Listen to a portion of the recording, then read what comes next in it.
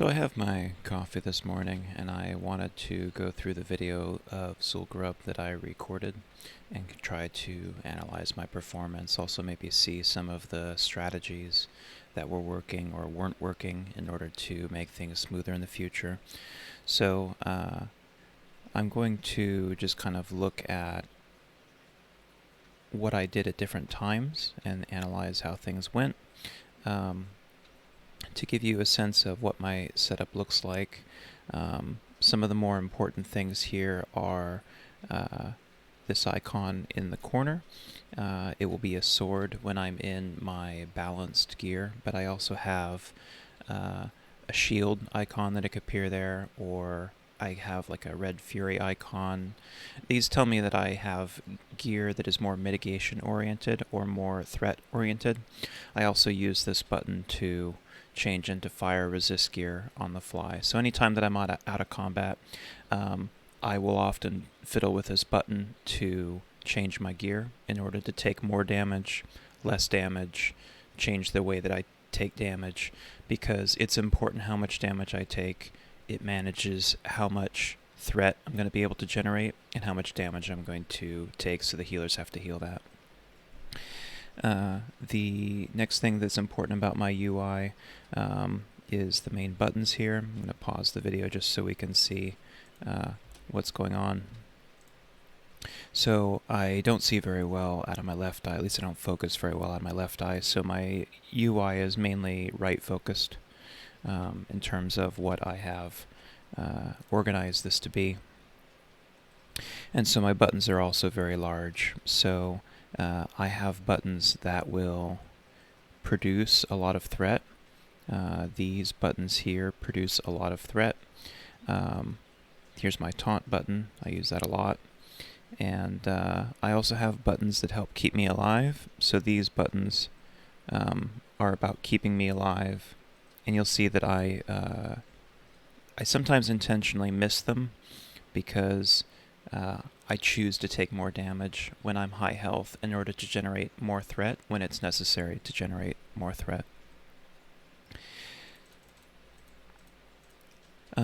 I do have some icons here in order to help me change weapons on the fly.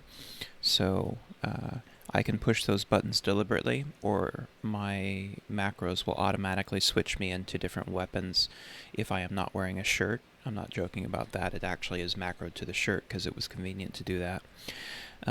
So at different times I might be dual wielding. I might be using a shield and a sword. I might be using a two-hander. It's valuable to use a two-hander for whirlwinds.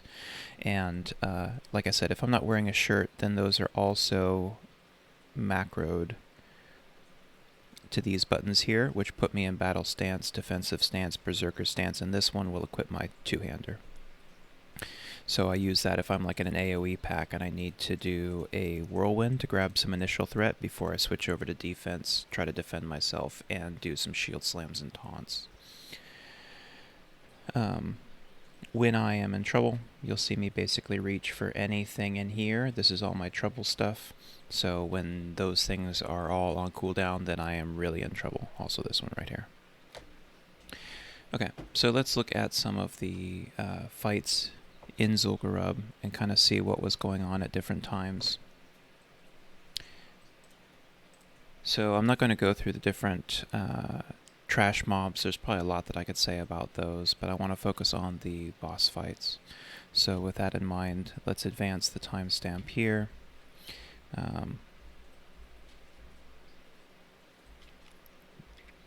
Okay, so we're getting close here. This is about the time that we go up against the first boss.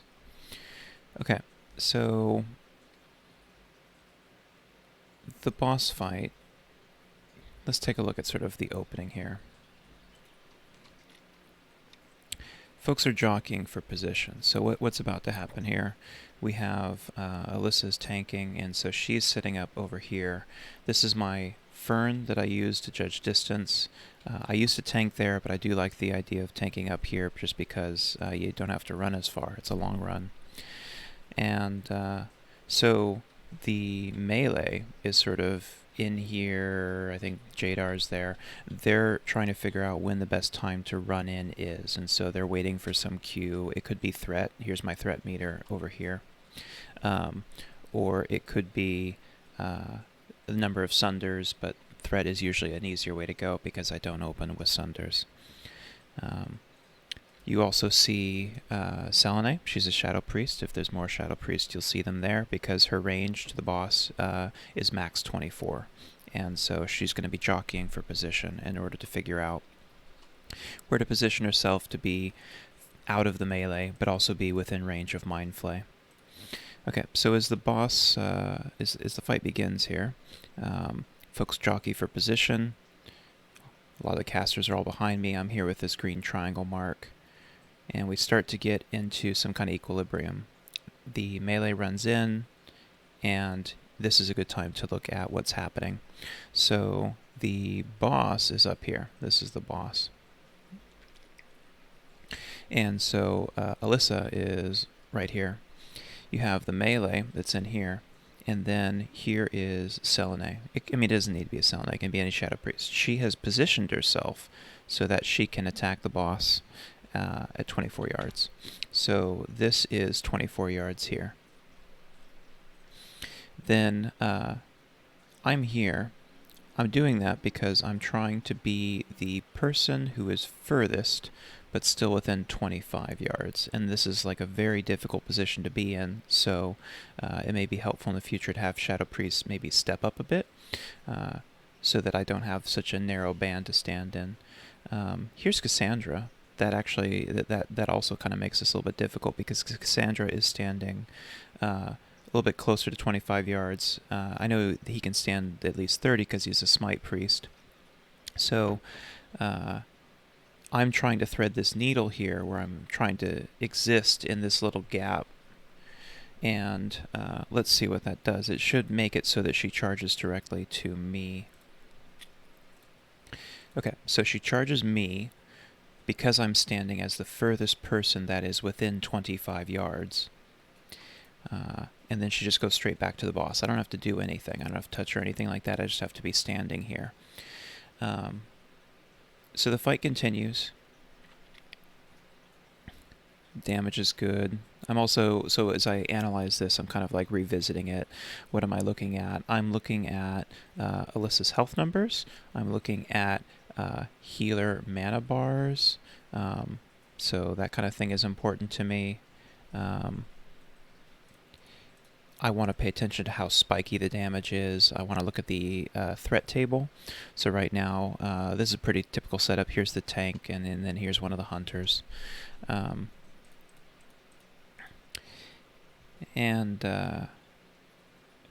Let's advance it a little bit. I did watch this a little bit beforehand. I don't know if I'll always do that. Okay, so here, let's erase some of these marks. So I'm still standing at the 25-yard mark. Catman pulls aggro, and I can tell this because the boss will start moving towards him, not charging him or anything like that, just walking towards him. He is also highest on the damage list. He's much higher than Belladonna at this moment, but Belladonna is high threat. So unless he just feigned death, this is likely that he just out-threaded Alyssa. And it's not on the threat table. Either Catman's threat add-on was not working or he doesn't have one installed. So Alyssa doesn't know that Catman's about to pass threat, so she's not doing things that can help her to gain threat at this moment because it doesn't seem urgent. So anyway, the boss will charge Catman, or walk towards Catman at this point. And then here, okay, I need to back up just a wee bit.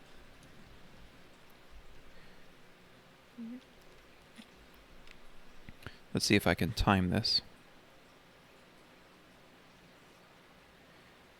Okay, so Catman pulls threat, and then it gets to here. Okay, so what happened? The boss has traveled from where it stood, and it has gone over to here with me. I've been standing at 25 yards. and then the cooldown on the boss's charge comes up. It decides who it's going to charge. Okay, so it's in a different spot here. 25 yards is a different place, and it looks and says, okay, who is the closest person that is within 25 yards? Okay, so 25 yards from this space is going to be really big.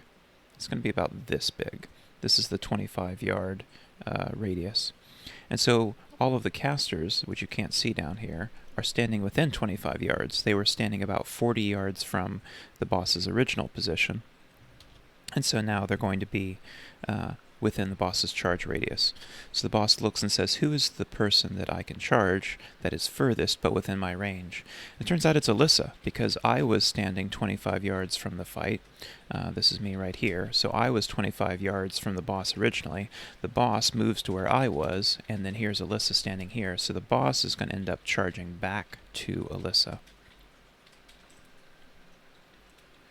And so the boss charges back to Alyssa. Then, because that was a forced fixate mechanic, like Alyssa didn't re-grab threat at that point, it's just that the boss decided to charge her. She goes back to the person who's highest on the threat list, which is Catman. So again, Catman's not on here, but if it wasn't Catman, it might have been Belladonna at this point. But anyway, Catman is highest on the threat list, and I know this because the boss goes straight back to Catman. So if you look here, you can just see Catman is the target of the boss again. Okay, so the bats are coming out. I want to be in a position to help the bats. In fact, how fine-grained can I go backwards in time?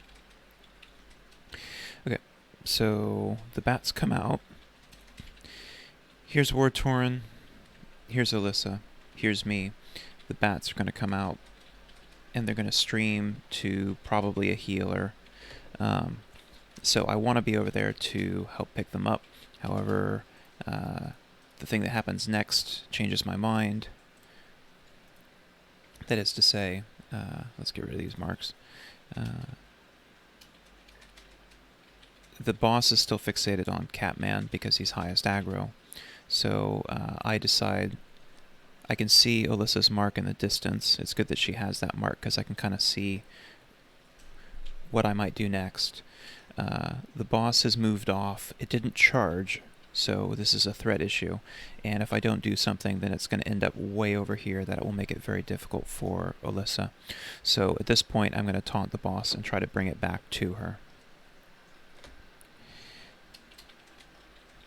And so I miss, I guess, at first. You can see my taunt button, which is right here. I didn't get it for some reason. Maybe I just mistimed it, or I hadn't made the decision to do what I was going to do yet. So anyway, I need to snap aggro here. The boss is fighting Catman. I need this aggro now. Let's see what my approach is. Okay, I hit taunt first. So there's taunt. I taunted first. When I taunt like this, I usually wait for a pause. It's best if the boss ends up turning back to me. I don't know if I'm going to do that here. But so I'm here, the boss is here, and it's fixated this way. I want to wait until the boss turns and faces me. It will, because I taunted it, unless it's resisted. And then I will be at the top of the threat list, and then I want to shield slam. So if I executed perfectly, I did that. Probably the reality is different. It's worth noting here that these streaming bats are going to be a problem here, but War-Torn is pretty good about picking them up. He's reasonably good at surviving after he does that, so that's on my mind at this time as well. Okay, so let's advance just a couple frames and see what I actually ended up doing. Okay, so the boss fixates on me. I'm already running.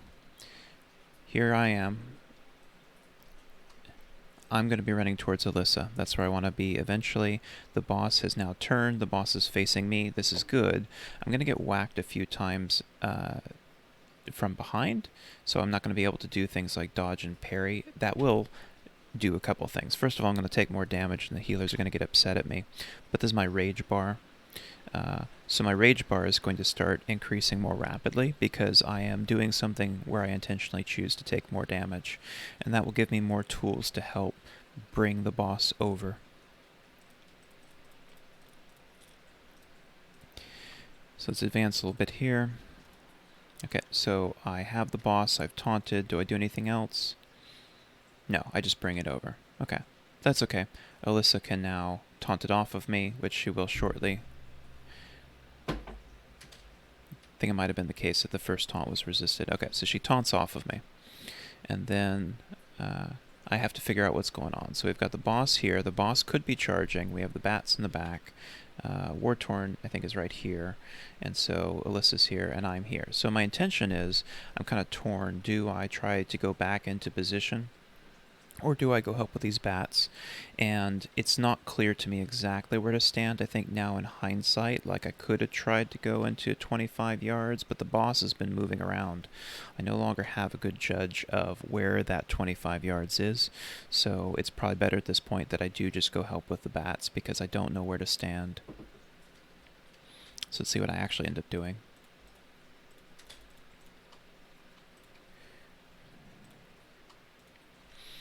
Yeah, I go over and start grabbing. No, I stand there. Okay. Well, maybe that was a good idea. It does look like the bats are dying. So again, I'm trying to stand within 25 yards. I don't have a good judge of where that's going to be because Selenea now has moved up, or the boss has changed position or something like that. So I can't use her as a guide.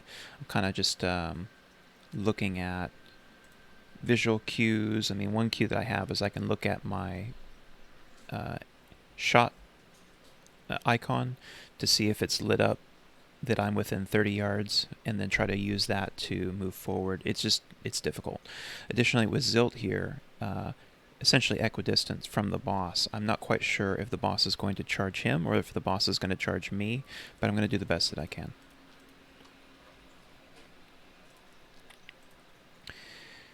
So the boss is still in bat form. The boss might charge. I saw War-Torn go back in, so he must be done with the bats.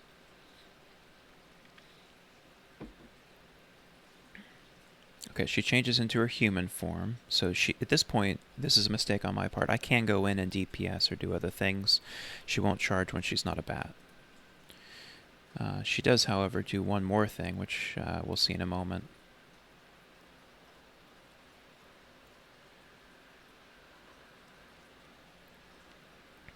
I push escape in order to stop attacking, because there's no need for me to be attacking right now when I'm trying to charge soak. This is good. Jadar interrupted the heal.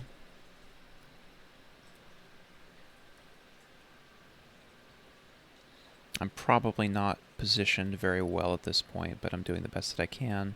I see this. This means that the fire bombs are going to start. Okay, and then this happens. I've been noticing this more as I've been able to pay attention to the fight. The boss is here. The boss shoots this bolt of lightning at somebody, and that person's health is going to start dropping rapidly. I don't know how she chooses this person, but it is Mind Flay. The icon's really small here, but it's a Mind Flay icon, and it doesn't seem like she's limited to the same range mechanics as an ordinary Mind Flay. This seems pretty far. So his health is going to start going down. I don't know if this can be interrupted. It would be nice if it could, but if not, then that just means the healers will need to be aware that this mechanic exists and try to help anyone who is affected by it. Usually I see a healer affected by it, so this time it's Zilt. That's unusual for me. Okay, so Zilt's getting zapped. Someone shoots him a bubble. Looks like he's getting some heals. Okay, he's going to make it. So the boss fight continues. Here, the fire bombs are starting, so there's one here already. And so you see all the healers are kind of scattering away, which, I mean, that's good. They need to do that, but it also means that that's going to be dangerous for a tank because the healers just got disrupted.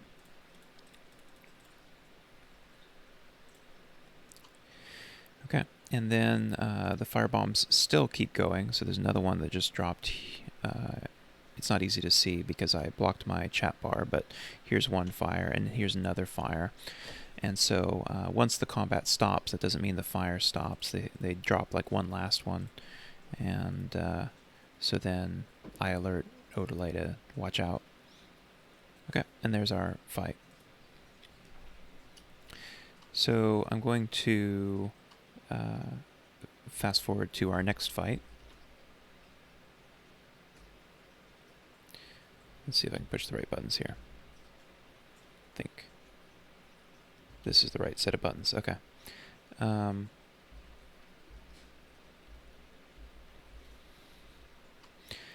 Okay, so here's our setup. Our current setup is that we have our mitigation tank in the center. We have a high threat tank on the left and a high tank threat on the right. I mean, he's over here, but whatever. He's having some fun with some snakes, I think. So anyway, this is a threat tank. This is a threat tank. This is mitigation tank in here.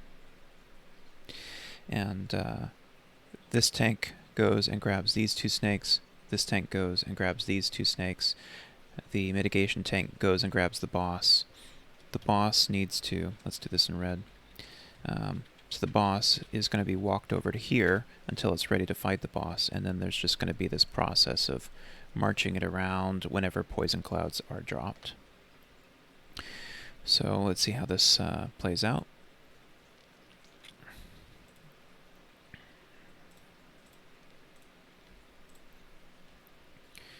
Let's advance a little bit just to see. So Wartorn's getting in position, and here's our rush. Okay, so I probably should point out at this point, this is about the duties of an off-tank.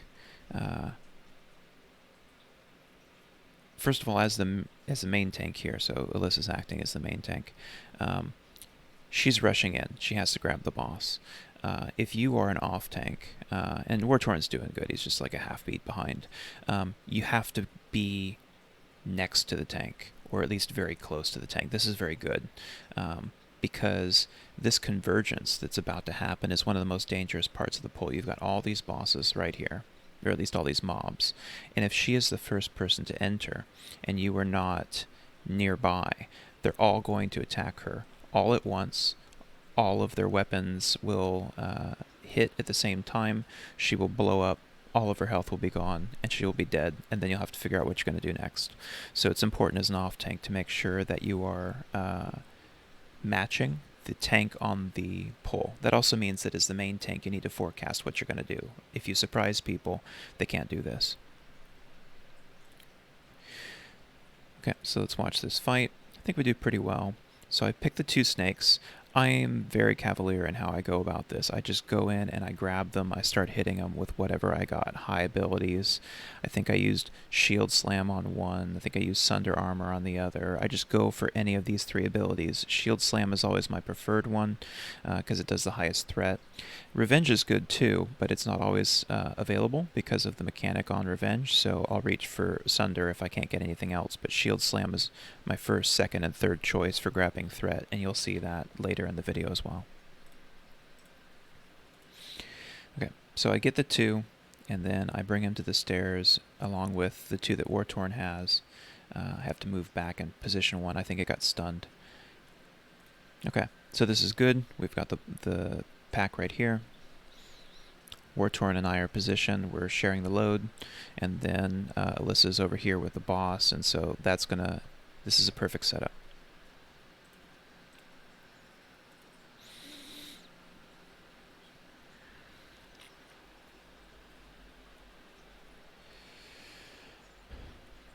Yeah, this is looking good. Okay, at this point, my mob is almost dead. I've even just gone to Berserker stance, so I'm going to just focus on doing as much DPS as I can. So I'm in Berserker stance. I have my two-hander equipped. I am ready to start just slamming.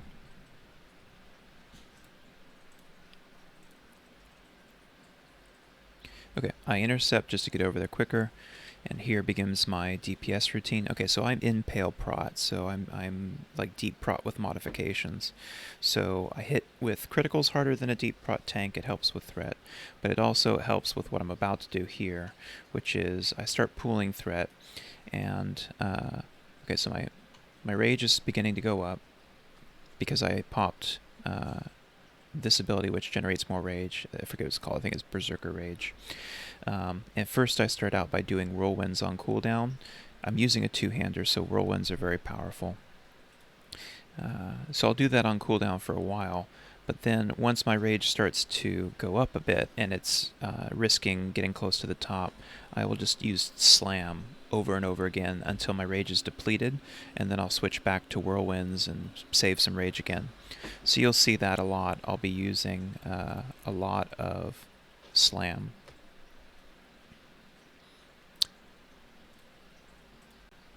Okay, so slam, slam, slam, slam. And then I'm out of rage, so you see I'm clicking whirlwind as fast as possible. So I'm doing whirlwind on cooldown, but when my rage pools up, then I'm going to use slam. Okay, I take a couple hits from the poison cloud. That's not good for the healers. Doesn't show well on me. It does have the unintended side effect of giving me quite a bit of rage. So now my rage is pooled, and I'm going to go back to my slam routine. Slam, slam, slam. Okay, things are going well. I'm looking at Alyssa's health bar. This fight looks reasonably good. There's another poison cloud. And then I start moving into execute, just because that's a high damage ability at this point. Okay. At the last minute, Alyssa dies, but it doesn't matter because the boss is almost dead. In fact, let's go back, since we have the recording, just kind of see what was going on there with Alyssa's health. So she's right here. I'm going to pay attention to that and then redo the recording. She's like at 2/3 health. That looks fine. That happens. She's down to 1/3 health, down to 1/4 health. She's getting a heal. It doesn't come in time. She's dead. Okay, so that was just the healing was disrupted for whatever reason. Someone was standing maybe at max range, so there could have been that there was a healer maybe at max range, but when Alyssa moved this way and arced out, that means that they were out of range, or it could have been mana. Could have been a number of things, but this was just the heals couldn't come fast enough for whatever reason.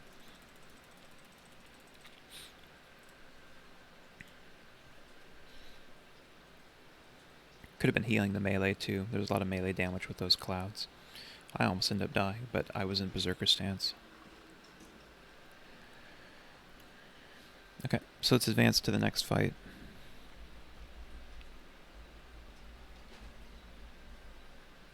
Let's advance a little faster. Okay. Yeah, these spider pulls are awful. Yeah, I guess I don't want to spend too much time on the trash pulls because I'm making a long video already, but these trash pulls, these shadow casters have this shadow volley that just sprays out in every direction, and so that's not good. There's 2 of them there. The red spiders, I don't see where the red spider is in this video, but the red spider will go and find whatever it has the most threat on and web it.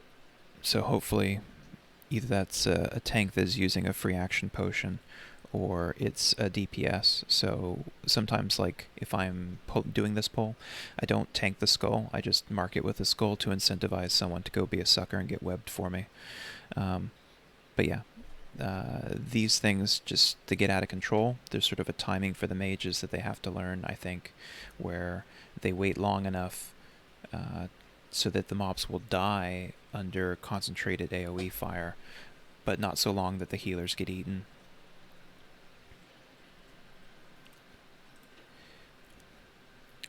Let's advance further.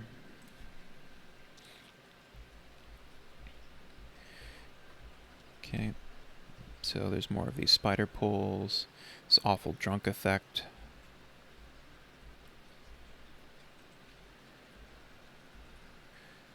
Oh yeah, and this thing, the buff that makes me fall down and drop my weapon. That's great. Okay, so here's our survey of the battlefield. This is Alyssa. She's going to run in. The speaker gets killed very quickly, and then the boss sits right here. I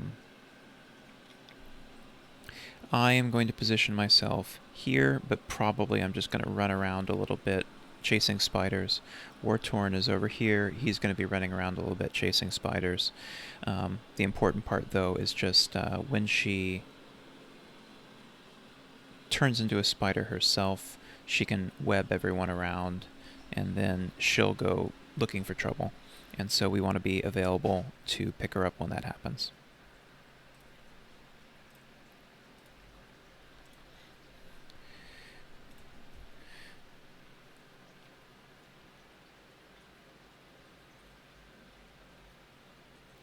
Okay, I think the fight begins soon here.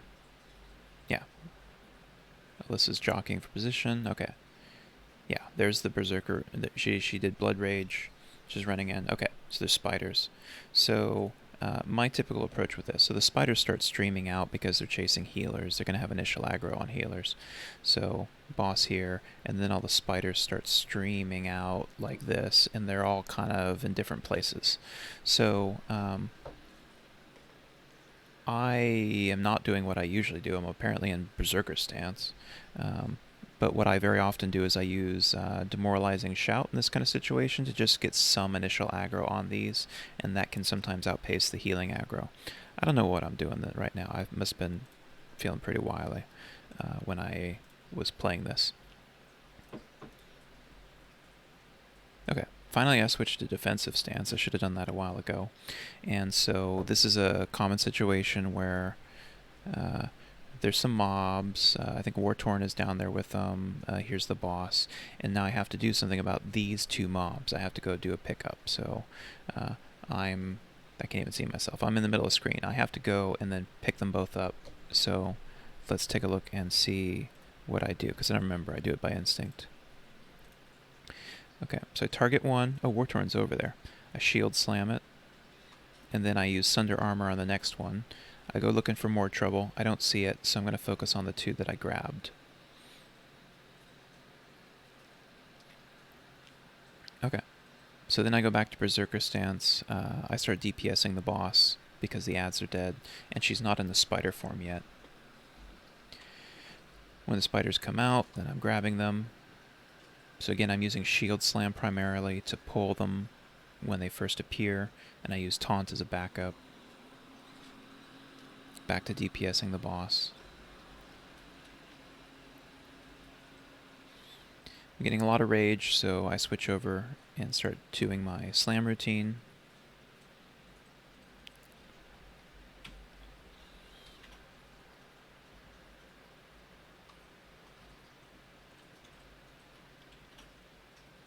Yeah, I was pretty cavalier during this fight. Okay, so now the boss is in the spider form. She has potential to web. I wanted to experiment here, so you can see I popped a free action potion. I have free action potion over here. And so that prevents me from being webbed for 30 seconds. So I was testing this out. I didn't know if it would work. Turns out to work beautifully.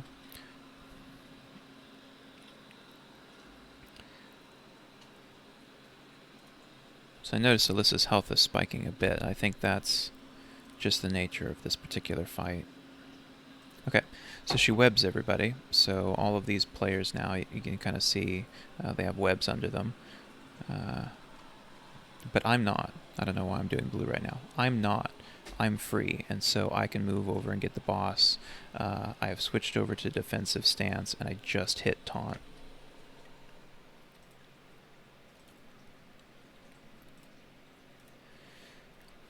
Okay. So this is very common. It's easy to think that taunt has not been effective. The reasoning is that at this moment, so I just hit taunt, you can even see that the wheel is about to spin, like it turned dark and it's about to spin. The boss seems not to care at first. It's running off, it's chasing healers and casters. But what it's going to do is it's going to yo-yo back to me. And the point at which it reaches its furthest position is the point at which I ascend in the threat list. So I'm going to end up at the top of the threat list once the boss reaches this position and realizes that it's upset at me. So it goes there, it yanks back. I hit taunt ages ago, but it yanks back. Now I'm going to hit it with a variety of things. You can even see on the on the threat list, I am here. The add-on is doing a very good job of keeping track of the threat. It's telling me that I just grabbed the boss.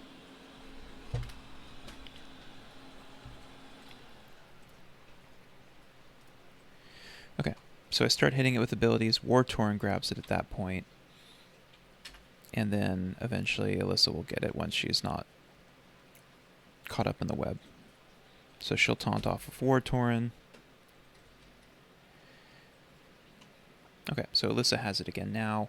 I, at this point, forgot that she could web a second time, so I'm just DPSing, and the free action potion has worn off at this point, so I get webbed. War-Torn is chasing it. He does a good job of picking it up and bringing it back.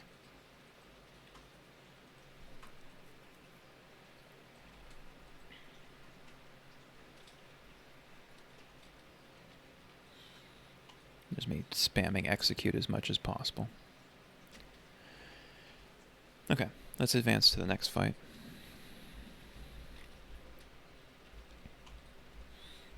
Some very difficult trash pulls.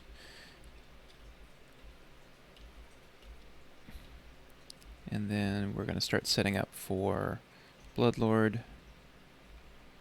Okay, so here's sort of the setup. Right now, I know Bloodlord is a difficult fight to tank, so I intend to position him more or less here as much as I can. I eventually want to be this way so I can see him facing, or I can see the raid, because he'll charge out, and I want to see where he goes.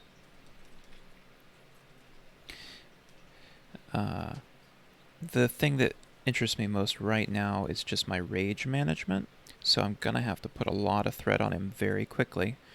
I want to give a lot of room for DPS to be jumpy. I mean, I can be like, give me 3 Sunders, but my approach to this is I want to try to give DPS as much room as possible to do what DPS likes to do. But I'm going to have to generate threat.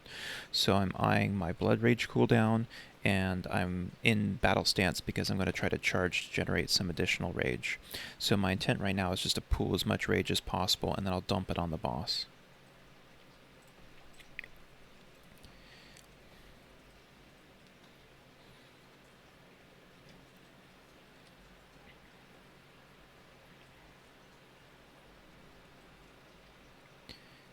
So we'll open here in just a moment.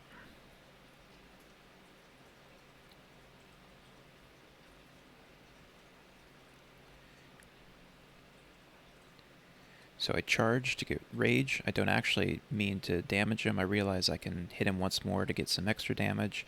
Then I switch to defensive stance. Then I blood rage. Okay, I gotta pick him up. Shield slam. Okay, this is very common as well. The boss just did something, if you saw it. He's started over here somewhere, and he's running. He's going on this path. When he reached this position where I am, I hit shield slam. It takes time for him to realize that he was mad at me. It looks like I also got a white hit in there. I think that's a white hit number. So he doesn't realize that he's mad at me yet, but he's going to do this thing where he starts running off, realizes that he's mad at me, and then comes back. And so this is very difficult to judge, and you know, if he doesn't come back, then you're in real trouble. But it's something that I've noticed the bosses do. Okay, so because of that initial shield slam, he just yo-yos back to me. Then I start applying whatever else I have that generates threat. It looks like I'm going to use a lot of Sunder Armor. I'm going to be trying to use Revenge. Shield Slam, I hope to use whenever it's on cooldown. The other thing I want to point out here is I have not used Shield Block yet. It will use some of this rage that I've been pooling. It does mean that I'm going to take some more damage initially, so I can apologize to the healers later as long as I survive.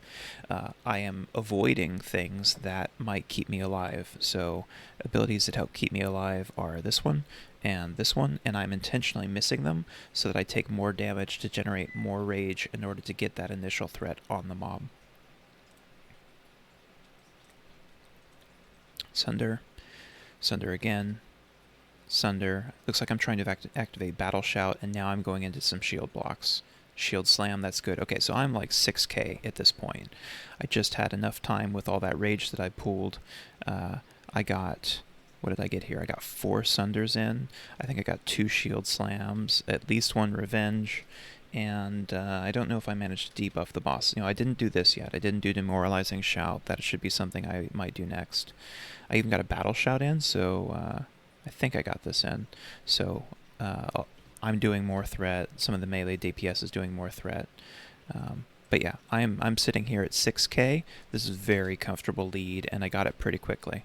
I think that's largely due to just me pooling the rage and relying on Shield Slam as much as possible.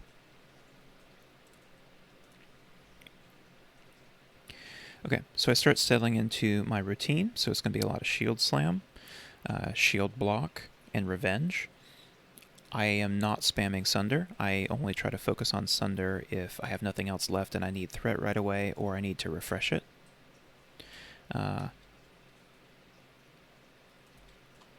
So it looks like he charged there. I want to pay attention to the charge mechanic. This is the most difficult part of the fight for me, is this charge mechanic.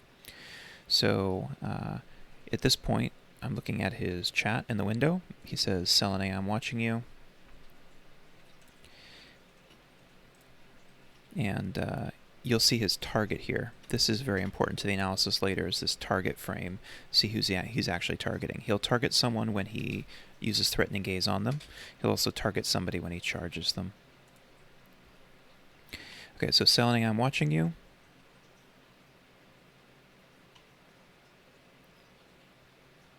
And then at the end of the cast, okay, so I want to get that timing just right. He's been using Threatening Gaze for a while, and he's got 2 seconds left on his duration. And then he says, you've angered me for the last time. Okay, so that means that's a Threatening Gaze fail. He charges the person and then starts attacking them. He apparently only does that at the end of the cast bar.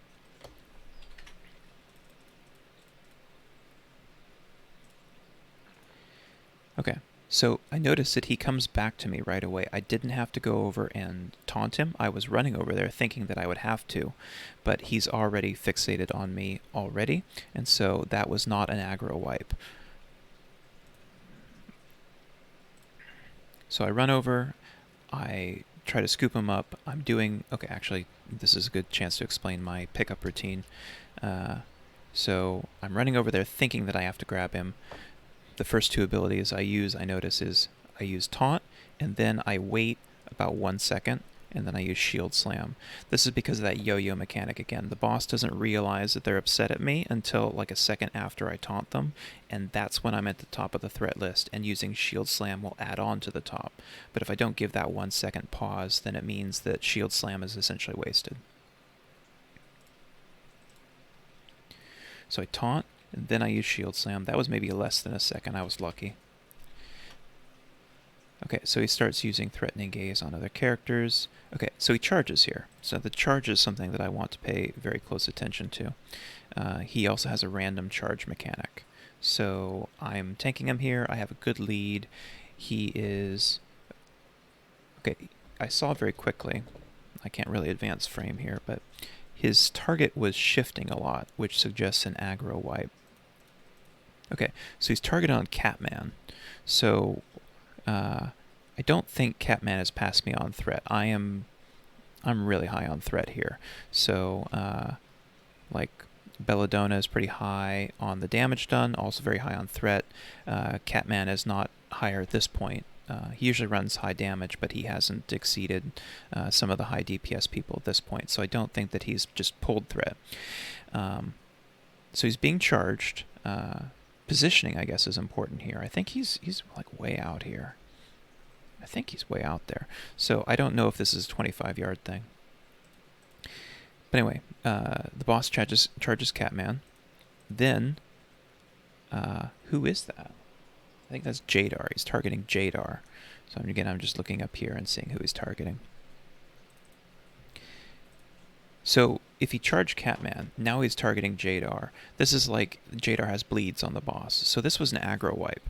Now the boss is not going to remember that it was upset at me, and the threat meter is not going to be valid anymore because the threat meter is not picking up that this was a threat wipe. Okay, targeting Belladonna, targeting me. So why did it start targeting me, I guess is my next question. Targeting Belladonna for a while. So what am I going to do? I know that the boss is far away from me. I'm going to do an intercept and try to see if I can taunt it off. So I'm in Berserker stance. I switch over to defensive stance. He is targeting me. So maybe this wasn't a full aggro wipe. Maybe it's just he goes and attacks things for a while that aren't me. But anyway, he's targeting me, and I taunt because I don't know this mechanic very well, so I'm playing it safe. So I taunt, shield slam, bring him back. I'm hitting sunders because it's what I got. And then when I start to feel more comfortable with my threat, I use shield slam and other abilities to save my hide. I'm taking a lot of damage here. I think I got hit with another mortal strike. Lissa's taking a lot of damage, but it's probably because she needs to switch over. Oh yeah, this really sucks as a main tank. So I'm not doing anything. I can't even hit shield slam or shield block to save myself. The boss decides to charge off. I can't move. Maybe I should move, because then the boss would charge me. But anyway, I decide not to. So War Torrent saves my hide. So the boss has run off here, and then War Torrent has intercepted him, and so he's bringing that boss back to me, which really helps me out a lot, because I'm still not sure if I should move during Threatening Gaze. Maybe it's okay, because if he comes, charges me, and I mean, that's what I want. But at this time, I don't know that.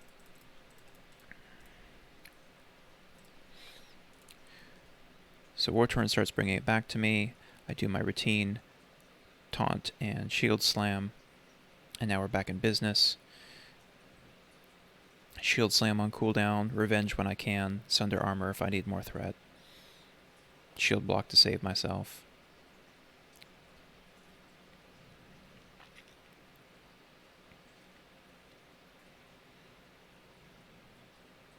Okay, so he just targeted Chalandra. It came up, it just flashed here.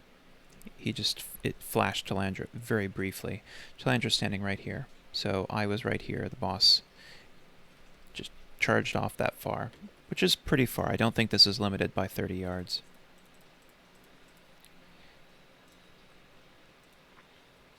Okay, then targeting Zilt. Then I have to go in and... Okay, so this is a pickup. I think it was another aggro wipe. So let's see what my routine is. It should just be taunt and slam. So he's targeting Zilt. I just popped taunt right there. You can see on my screen here, I just hit taunt. There's a lag between when I hit taunt and when the boss realizes it's been taunted. I hit shield slam, even maybe a bit too early, and then the boss is on me. So I think my execution was poor there. What I want to do is I want to maintain that 1 second. So whatever lead I get on taunt, when that boss realizes that it's taunted, it puts me at the top of the threat list. And then once that happens, that's when I want to hit shield slam. So I think I just got lucky here.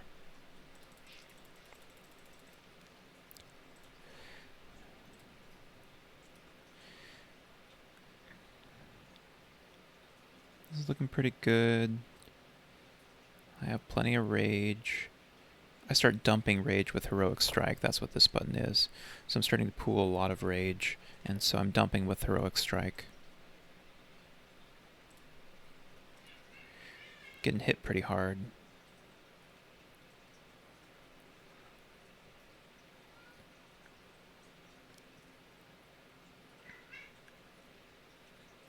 This is getting hit pretty hard too. I think they're about to swap over there.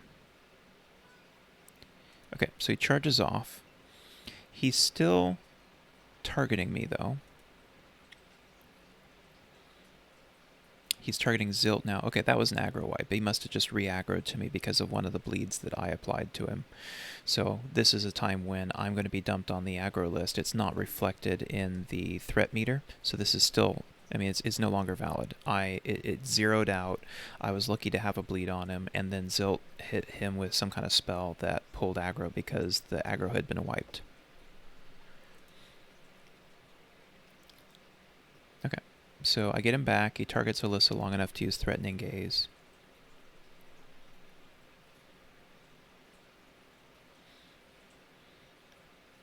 And we're looking pretty good at this point. We didn't lose anybody. I'm reasonably good at getting high threat quickly, so I've done that. Looks like he charges off. So that time he didn't threat wipe. I intercepted though because I can't be sure in the moment. I have to make a snap judgment. Getting hit super hard, so I hit Last Stand. And then he's dead. Okay. And then I used to just go over here and taunt the hell out of the pet, but then it was pointed out to me that don't taunt off if things are doing fine. So this is me showing restraint. I'm just DPSing. Turns out I'm capable of restraint. Okay, let's advance. So we move on. More trash pulls.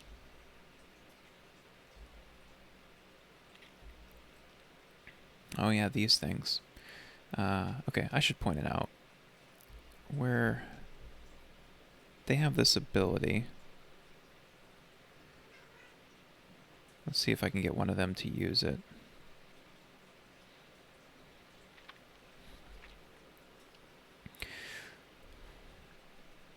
So I'm standing at one of the portals where the imps died. Eventually 2 Voidwalkers will come out of the portal.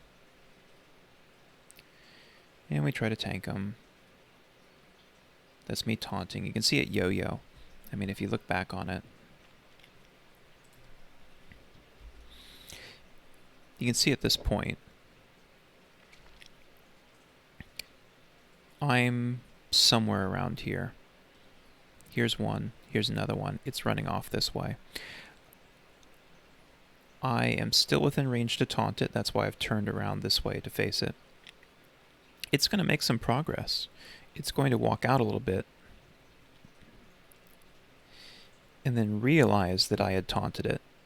I mean, this is out of my melee range. It realizes that I've taunted it at this point and then begins to return.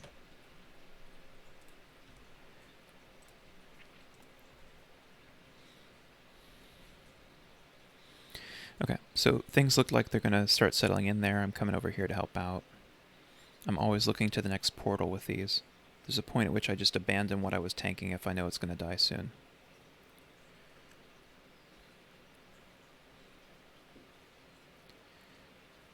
Okay, so it's not...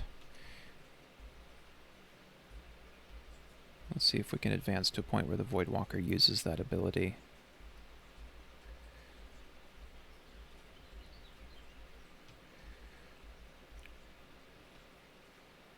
Okay, so I'm tilted my camera to look at what's going on because I'm eyeing where the portals are, where the Voidwalkers are going to be.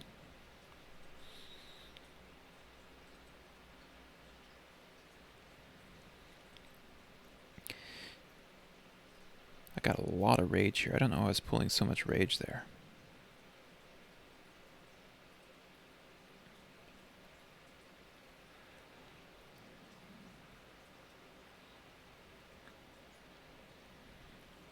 So I'm trying to make sure I put some threat on both of them.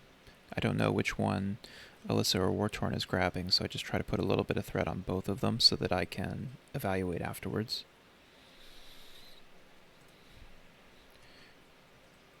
Still no... I want to get this animation here. There's an animation that these Voidwalkers do that's important to show.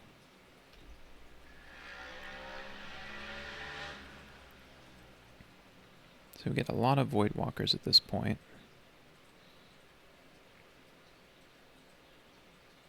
So that's another... Okay, I do this a lot as well. If you watch what I did there, there are 2 Voidwalkers. Okay, so one Voidwalker is here. The other is here. I'm standing here. I want to tank both of them, but I want to tank both of them over here.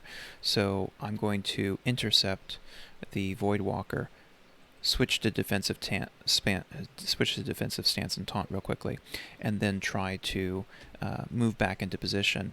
And what's important to me here is that I want as many Voidwalkers as possible here. So if I linger over in this area, that is not to the benefit of the raid. So I run over there, I taunt in the hopes that I'll grab it, and then we'll see what happens. Okay, so I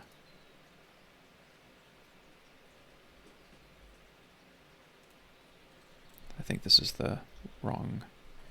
Where's that point at which I intercept? I just saw it. There's one that runs by me and I intercept it.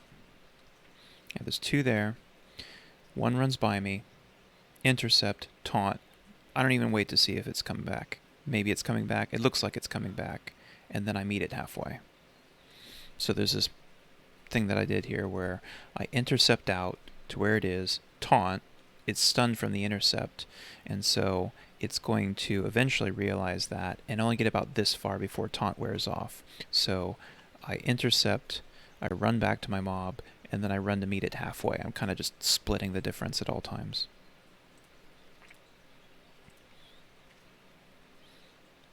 Where's that ability, though?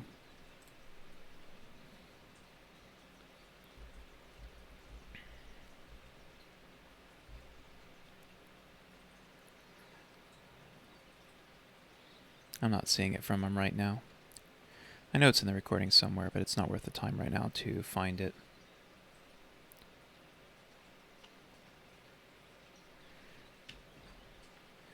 Yep. Things are going well over there. I'm just monitoring my portal. Okay, there's that. I got to pick up two of them. Can hit a lot.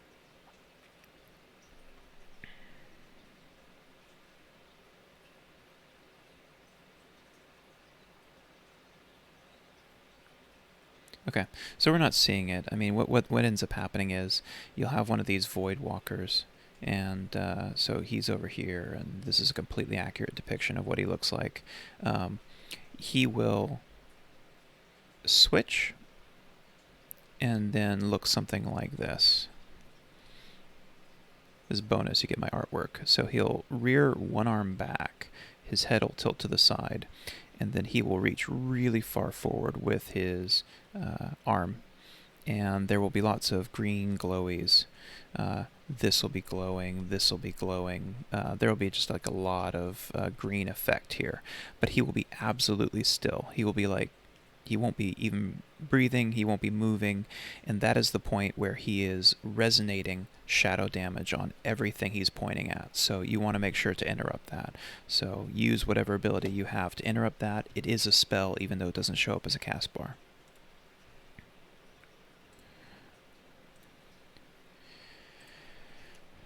Next boss fight, we have Wushoolay. Alyssa does a great job of tanking this. We're just still not sure about the mechanics, so I hold back just in case there's a reason for me to have to pick up the boss. Let's fast forward to that fight.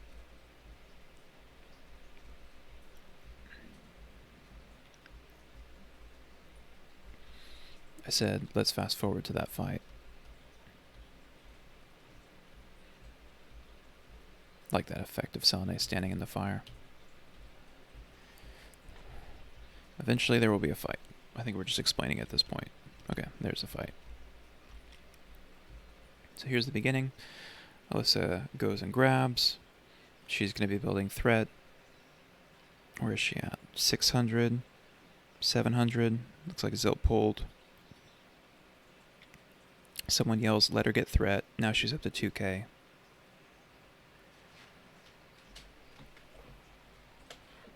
Okay, she's pretty much got it at this point. She's past 3k. Once she passes 5k, yeah, I mean, so no one can take it from her at this point unless they're crazy, which happens.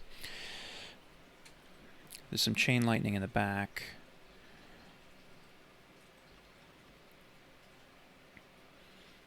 Oh, speaking of crazy, I see like a couple people are already riding around threat already. So I think at this point what's happening is Alyssa is trying to be very cognizant of where these lightning clouds are landing because she needs to move the boss out of it, and because she's paying attention to that, the melee is starting to push on her on threat. Or at least the high-range characters.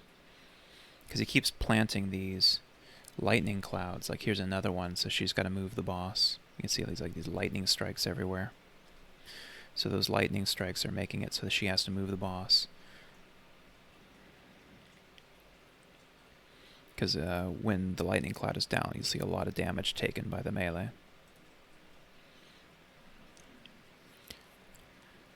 Okay, there's a chain lightning.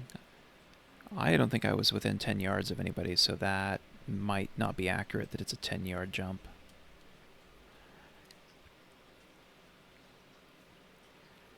I start DPSing at this point.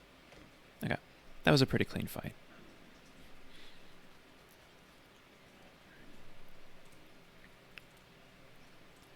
Let's go to our next fight.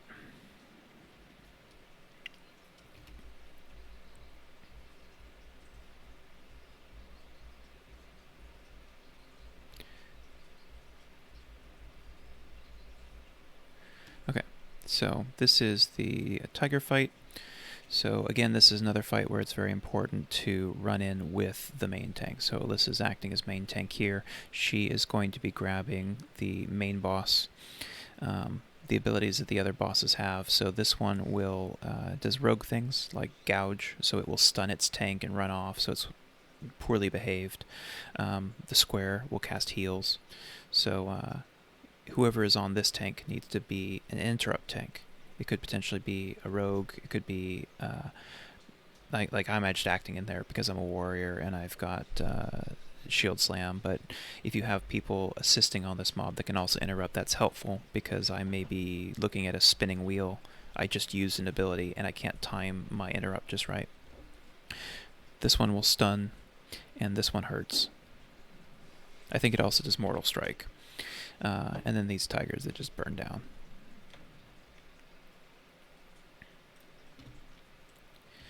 Okay, so like I said, it's important at this point that if you are an off-tank, and I think War-Torn is right here, we're in a good position.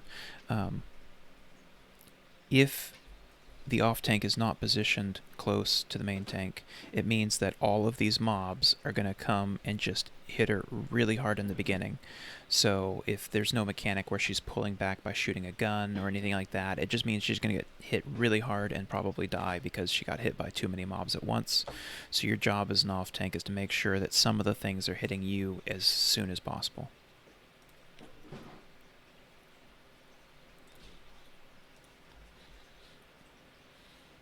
Yeah, so War-Torn just runs in there, gets Feral Fairy Fire. I go in and I shield slam the square. I also use Demoralizing Shout because it helps pick up the tigers a little bit if War-Torn doesn't get them. And now we're just bringing them into position here. So War-Torn gets... okay, this will happen in this fight. So we've got Alyssa and I here. Our various bosses that we're tanking are right here. Now, there was the boss and a tiger over here with War-Torn, but this boss will stun its tank, and when it does, it runs off looking for trouble. So he is now chasing it, and then trying to bring it back.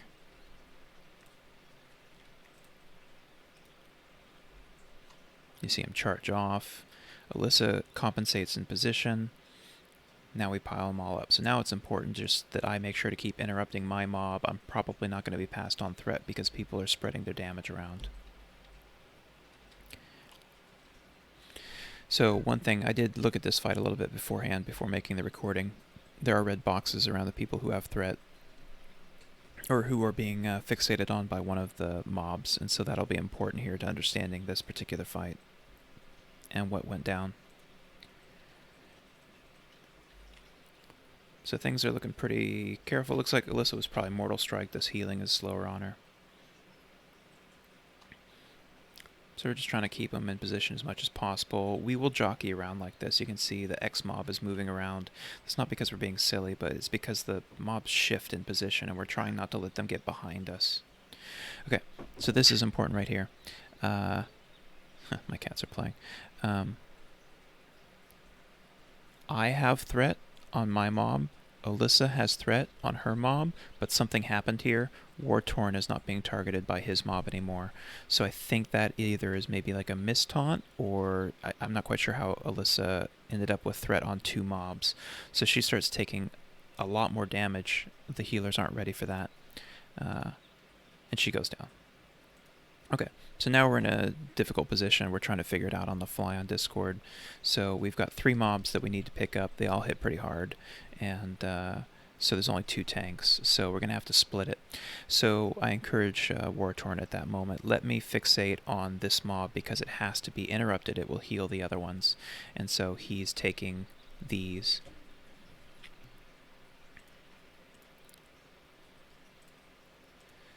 Okay, so if you watch his health over there in the corner, looks like Moopsies has it for a little bit, and then finally we end up getting tank threat. Okay, so we managed for a bit. Things are actually going pretty well given the position we're in. War-Torn's taking some damage. I interrupt the heal, that's why I wanted to be available for that. Looks like he's sitting at about 60% health, then now he's up to 90 again. Okay, he just took 2 big hits. That was really quick.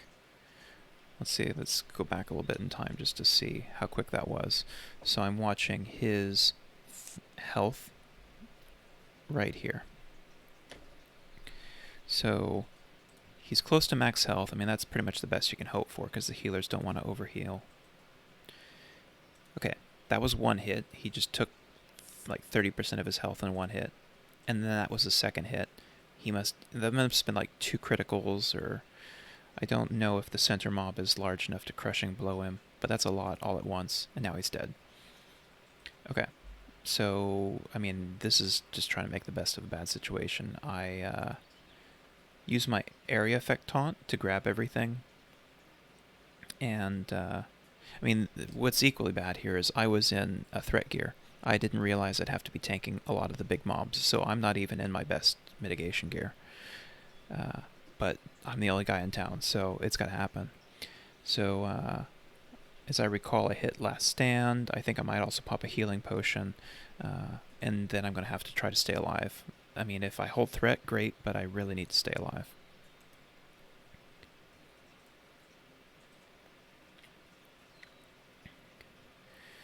So it's good that we were towards the end of that. I lose the priest. I'm going to try to grab him, but they get him quickly. Okay. So I'm running on adrenaline. I forget that the boss resurrects. There he is resurrecting. I should be over there doing something about it. Instead, I'm clicking mobs trying to loot them. Then I run over and intercept. I get the boss. I'm going to try to grab the guardians if I can. So at this point, what's happening is the boss comes out with 2 ads, and what I'm trying to be aware of is I need to have enough threat on him that if he spreads people out, he has this thing that he does where he starts spreading out all of the players. So these players that are over here, they're going to fly out in all directions. And because I didn't position them because I was daydreaming, it means everybody's all scattered about. They're not all, like, it would be great if they were all kind of just scattered in the same position, but it's not going to happen because I was daydreaming. So I'm being aware of that too. So even though these tigers are starting to run loose, I am focusing on this boss because I want to make sure that I am passing everyone else who might be high on threat. Because once they scatter, he might fixate on someone if they are close to me on threat.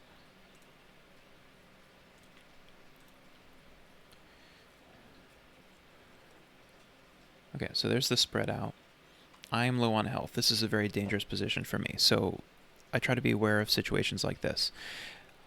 Everyone out here, healers, DPS alike, just got thrust out here.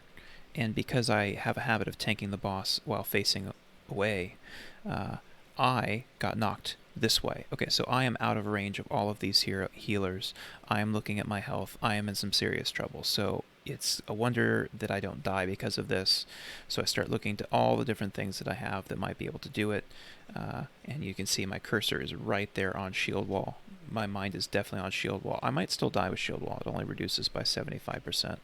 But I know I'm in some serious trouble right now. Okay, I get a couple lucky heals, and then people are able to get back into position in order to help me. So I think the healers pop some cooldowns. Now I'm running on shield wall, so my health is pretty good for a while. I didn't remember that this boss had a charge mechanic. That was interesting. It seems to threat wipe too, because it was just running around attacking people until I taunted it.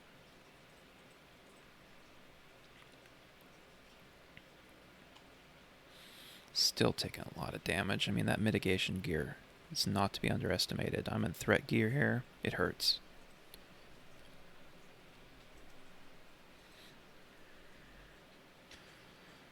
A lot of damage. He's running around charging people, enraging.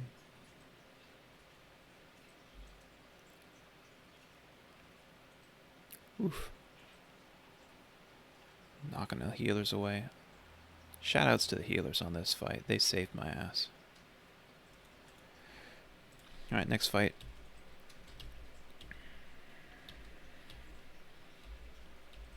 This Hydra. Right. Just friggin' Hydra. I have trouble tanking this because it's like... Ideally, the boss starts over here, it kind of wanders a bit, and you pick it up and you place it in the water. And so either you're on this side or you're on this side, because you want to be aware of where you might go if you're knocked away. But in theory, that's what happens. What actually ends up happening is like the contours of this landscape. The boss ends up kind of like near one of these by accident, and so you're expecting some big Hydra thing here, like to, you know, be in front of you, and instead what you end up with is you end up with the boss geometrically upside down, so all of its three heads are like down here, and its foot is like standing up in the air, and like you're trying to figure out, am I actually in front of it anymore? And you're looking at the targeting cone. The targeting cone is huge, so it just looks like this. So you really just cannot tell where you are positioned relative to the mob, and Wartorn does that a lot better than I do. So I think it's great that we have him tanking this.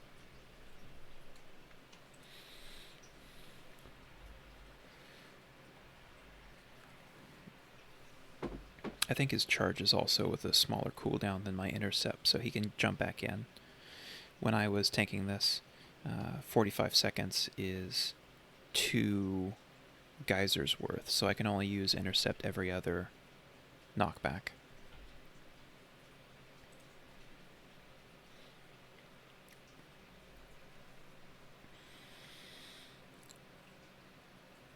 Okay, so I plunge there. I want to try to be in the air as little as possible.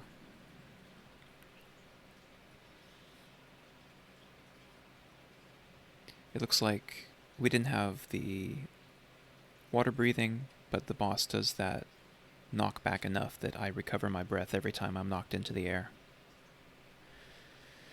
So I'm just DPSing this fight. You can see I'm hitting Whirlwind as much as possible. I have my dual wield set up. If I pull enough rage, I'll switch to my two-hander and hit slam as much as possible. Yeah, so I pulled some rage, and now I'm slamming. It's about the most damage I can figure out how to do as a protection warrior. The Impale hits are really helpful too. It makes the criticals more severe for DPSing. Yeah, this is a pretty good example of the fight. I can't see anything what's going on, but I know that my wheels are spinning, so that's good enough for me.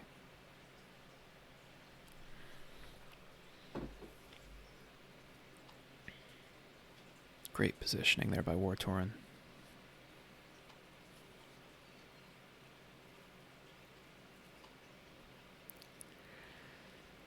Damage is pretty consistent too. That's going to help a lot.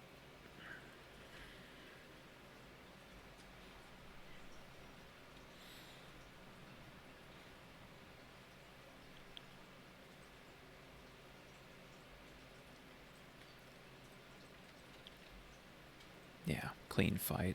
A lot of the DPS is out of mana. That's exactly what you want. They used up everything they had to make the fight go quicker. Yeah, very clean. Okay. Let's look at the next fight here. So the Panther boss. So this is one that it's been very difficult to find a strategy that works for us. We used to have this idea of having the person with a mark run around the room like a chicken with the head cut off. That didn't work very well. It tends to attract all of the Panthers, and so you get like all of the Panthers chasing that person. We weren't able to control that very well, so our intention, let's see if I can get a good view of the arena here. Why am I jumping around? Okay, anyway, here's the arena. So this is a pen. This is a pen. Actually, right here is the pen. Okay. So our best bet is to have one tank positioned here. Actually, even better would be right there. So just kind of follow this out. That's a great position for a tank to be in. And follow this out right there. If a tank is on this side, then that means they're going to be out of line of sight for healers, and the DPS cannot assist on the Panthers. If they are on this side, then that means that the Panthers that come out of these pens are going to take an immediate 180 and then go this way. And so it's really hard to keep them from doing that if you are positioned a little bit too far out. So I think I would say Alyssa will benefit if she goes a little bit over to this side. She'll be able to see the Stealth Panthers come out and try to hit them at least once. When you are past this threshold, past this imaginary line, they have a tendency to yank and fixate early. They'll come within line of sight of healers or the person who's under pursuit, and then they will just go straight here, and so they need a hard fixate, like a taunt, in order to bring them back to you.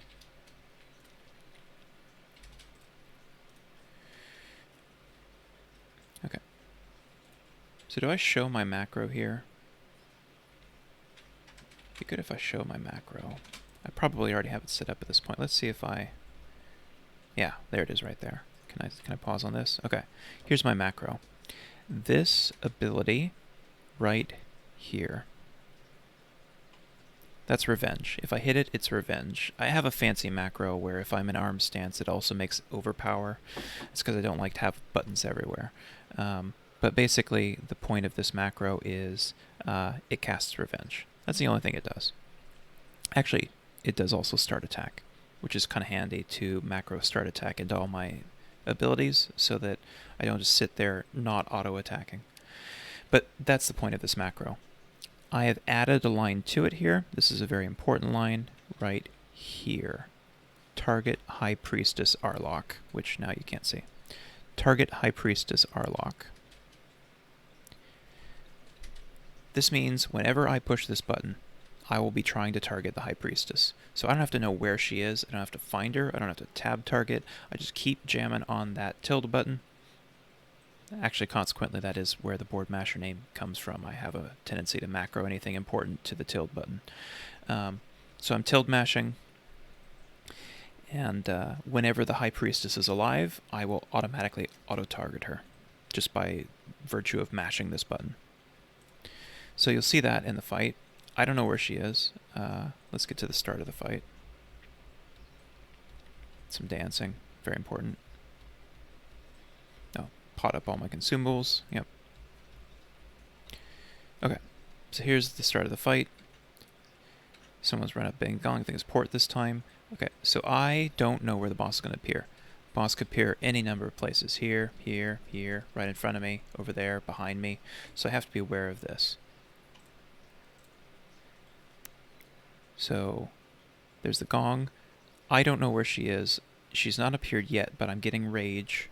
I want to make sure that I can hit her with something hard to grab initial aggro.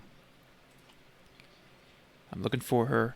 Notice I'm just jamming on my tilde button.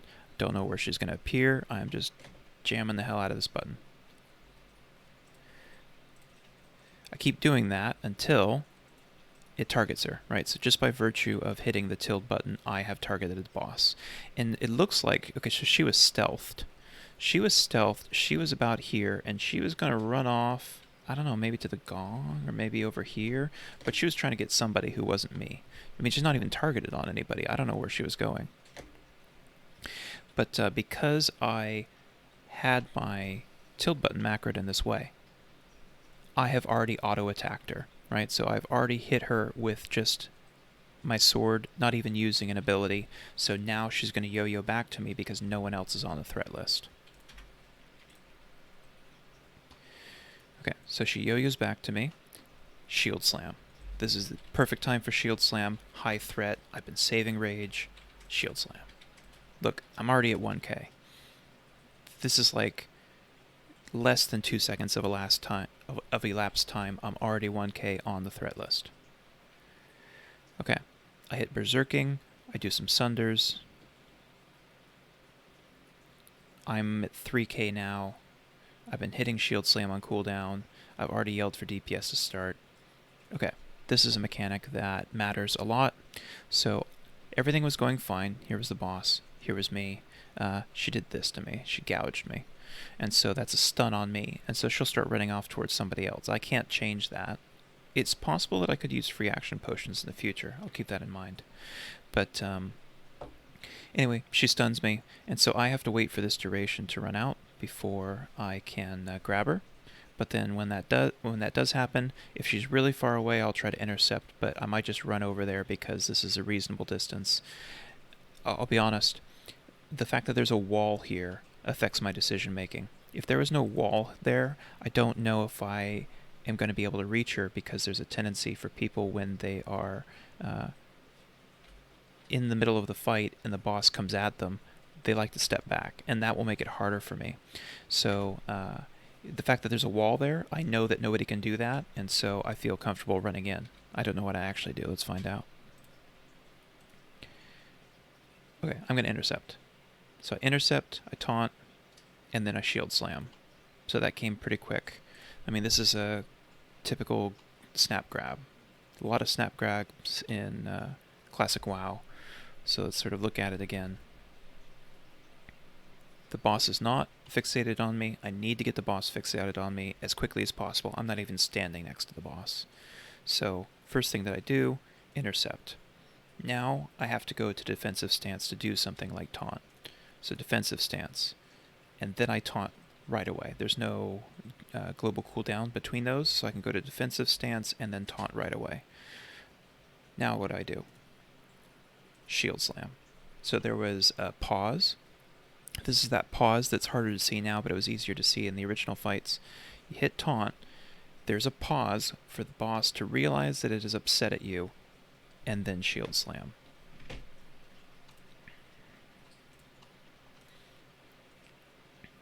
Okay.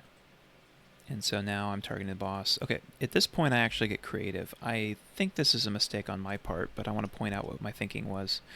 One of the drawbacks of our strategy is it has a tendency to pool the panthers in the back of the room, and so we end up with big piles of panthers sometimes, and there is no tank there besides myself.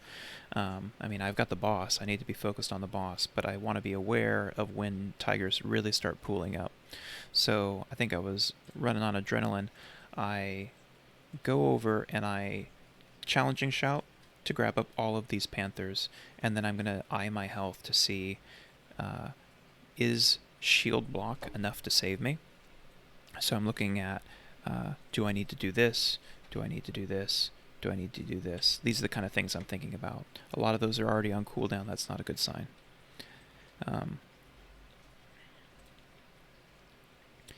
So I grab up those panthers with the hard fixate. It looks like it didn't even matter, so that was wasted, but at least they're dead now. Okay, so the boss disappears. At this point, I want to pull rage, because I know when she reappears, I'm going to have to grab her and put as much threat on her as quickly as possible. So I run around the room. I noticed looking at this video, I actually prowl, which is ironic.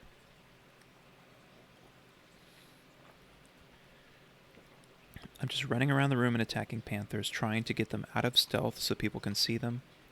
I'm trying to build rage, and if they die, that's also good too, but my job here is going to be to get that boss fixated on me as fast as possible. So you can see I'm running around, but look at my Look at my tilde button. I'm just jamming on that thing. I want to know if the boss is going to appear, and if she does, I want to be the first to target her. So this is kind of the secret to the pickup for me. I am full rage. Like, I am ready for this pickup. I got all the rage in the world. I am going to be the first to target the boss. I got Shield Slam off a cooldown because I have not been using abilities on the tigers. And there it is. Okay, so I'm the first to target the boss. I have all the rage in the world to use all of these abilities, and I do all of them. Shield Slam, I start Sundering Armor, I got enough for Shield Block because I was pooling so I can stay alive. It's a good situation. She's hitting me pretty hard right now, too. Okay, this is going really well. I'm looking over at War Torrent's side. There's some Panthers, and I notice that the way that they're shuffling back and forth. Let's see if I can kind of show that with the other. So I see them shuffling back and forth. They are not shuffling this way. If they're shuffling that way, it's bad. But if they are shuffling side to side, that means that it's going really well over there. And again, look at the positioning. Here's the wall.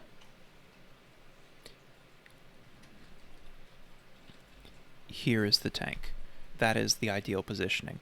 If you're too far to this side, then you're out of line of sight of heals and DPS. If you're too far this side, you're going to lose your Panthers.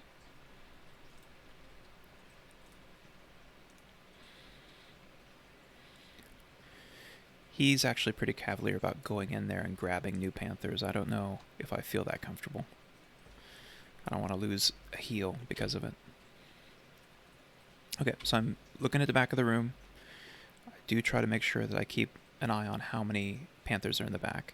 And this is going to happen. So, like, there's a lot of Panthers right now. I don't know why I'm facing this side screen. There's a lot of Panthers right now. Some of them are going to get loose, especially when there's a lot. Tanks are not going to be able to control all that because they come out faster than 1.5 seconds. We can only use an ability every 1.5 seconds. Okay.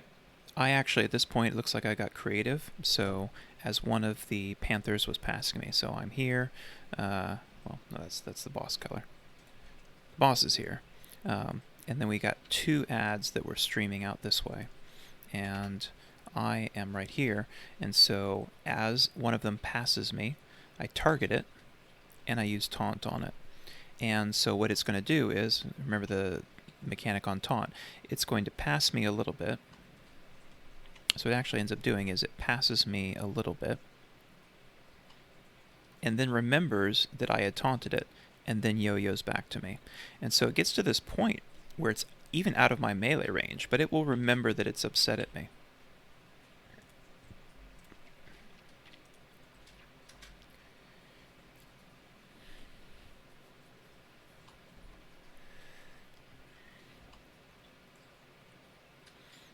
A lot of Panthers pooling up right now.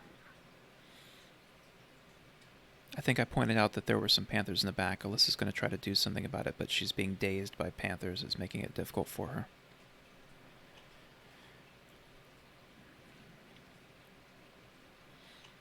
Okay, boss disappears. I'm looking at the back of the room. Okay, it's looking pretty bad back there. Not as bad as it could be, but you know, there's a lot of Panthers back there.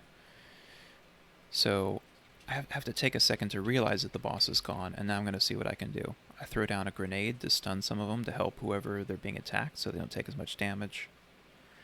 And now I'm going to do my routine where I do white damage on these to gain rage.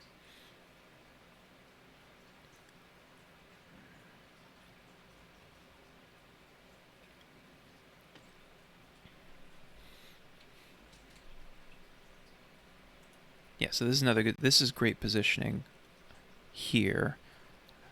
I don't know if this is Alyssa or Moopa. I think it's Alyssa. But this is great positioning here. So again, look at the wall. That's great positioning to be able to intercept the ads. Some of them are going to get by. It happens. And so this is on either me or the DPS. Probably the DPS because I'm going to be busy with the boss most of the time. But we're just going to have to deal with those extra ads.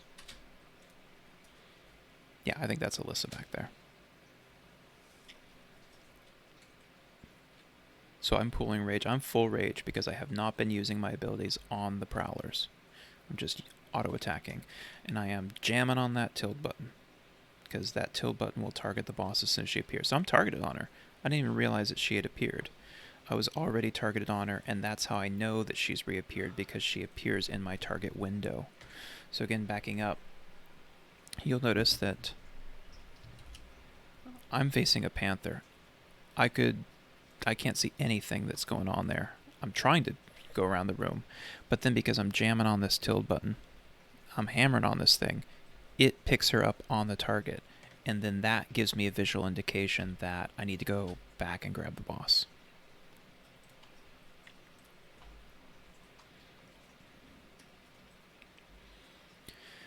Alright, so I go and grab her. Let's look at the grab. The grabs are pretty important to see how I did, because this is a very difficult point for the tanks. Boss is focused on Myali, probably because of healing aggro, so it looks like that was an aggro wipe, otherwise she'd still be upset at me. What do I do here? Taunt. Okay, so again, this is the thing. Taunt. I just did that. She's not facing me. She's going to yo-yo. Well, wrong color. So she's going to do something like this because I taunted, and when she gets to this point and turns around, that is the perfect time to shield slam. Do I wait? No, I just hit her anyway, but she didn't yo-yo too far. Yeah, so I got to work on that timing a little bit. There has to be a delay between the taunt and the shield slam, and I'm still mastering that. Okay, so things are starting to get crazy again in the back of the room. Looks like Gahz'ranka's getting hit by a lot of panthers there on the right side. There's a lot of panthers in the back. Okay, yeah, I noticed that there's a lot of panthers in the back, so here's one thing that I do to help out. I'm not really in a great position to go and try to pick them up because they are pursuing the person with the purple triangle on it, so I can't possibly taunt that many. I can only taunt one every 6 seconds, so I'm just buying time here by throwing a grenade in there and stunning as many as possible. And so you see these purple things here, like all of these little swirlies. That is everything that I just stunned, and that's going to help out a lot over there. I mean, it doesn't fix it, but you're just buying time. I mean, the boss is almost dead. You want to get that boss. Okay, so now I'm going to just go over here and do what I can. I'm out of cooldown, so I'm just going to do it. Try to kill things as fast as possible. I switched to Berserker stance, start whirlwinding to do more damage.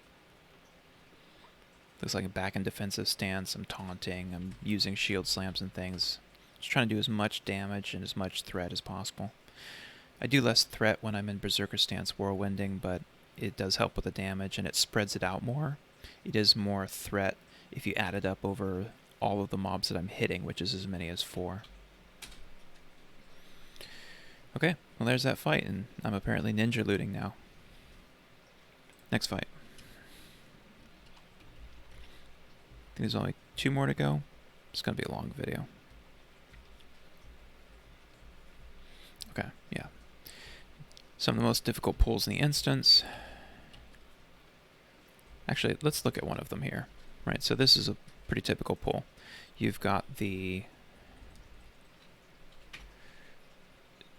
gnomes, which are casters. They also can summon infernals.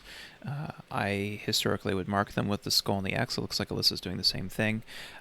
Even when I am the person in charge of the skull and the X, I don't go and tank them. Sometimes if there's 3, I'll deal with the 3rd one. But I literally just mark this so that people are fixated on them, and then you'll see the DPS run in. I mean, I try to condition the DPS as much as possible to not wait for sunders. Like, just start hitting that mob, and I will start hitting it hard too. I can run high threat, so it's usually okay. So what I'm doing is I'm relying on that conditioning here. I'm not going to go get that skull mob, but I know that they are going to, and they're not going to wait for any kind of sunders or anything like that. And that's great. That's exactly what I want on those gnomes. I don't want to spend too much time. They don't have a lot of hit points. So what you'll notice is a few of them, so let's pull back, okay, so there is sort of a front of these things. The gnomes will try to stay in place. They're trying to line of sight on Alyssa right now, but for the most part they're going to stay in place. Some things will get CC'd and they'll be littered on the battlefield, but there will be a front of whatever didn't get CC'd, and Wartorn and I essentially at this point have this habit. We will just stand there and grab as many as we can and try to share the load. Okay, so here it comes. Here is the front. You can see 3 of them right there. So Wartor and I are just going to share those. And if anything breaks CC, it will usually run towards the casters. So there's a Mistress that just broke, so we run in and we pull it into our pack, and we're just sitting them right there. So I have threat on some, he has threat on some. Sometimes it switches, it doesn't matter. We just don't want to all take all that damage at the same time.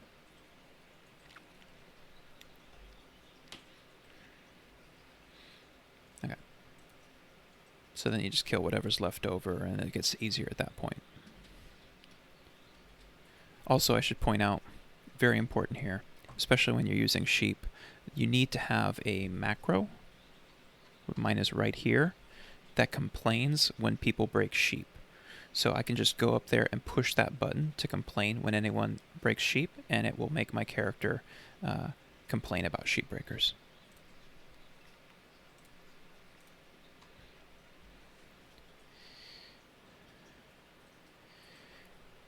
Okay, next boss fight. So this one, it will be easier to explain when I fast forward to a point where the boss is actually engaged. Okay, so in this fight, there's Alyssa running in. Apparently doesn't have the mark over her head anymore. She's attacking the boss. I give some lead time. I am in DPS stance. So here, I see my job as I'm going to try to do as much DPS as possible. If I need threat, I can do things like switch into defensive stance and use shield slam as much as possible. But we're pretty consistent on this fight, and so I'm not too worried about that. I'm just going to try to do as much DPS as possible, which is going to be important when other things start to happen. So, from my vantage point, I can see these shades coming out, but I am not cursed, and so eventually they're just going to disappear. I see them for a brief moment, and then they just disappear, and then I don't see them anymore. They're targeting whoever received the curse. The boss, when he curses someone, a shade comes out at the same time. They're linked. So this is evidence that someone became cursed at this moment, and the shade is going to go chase them.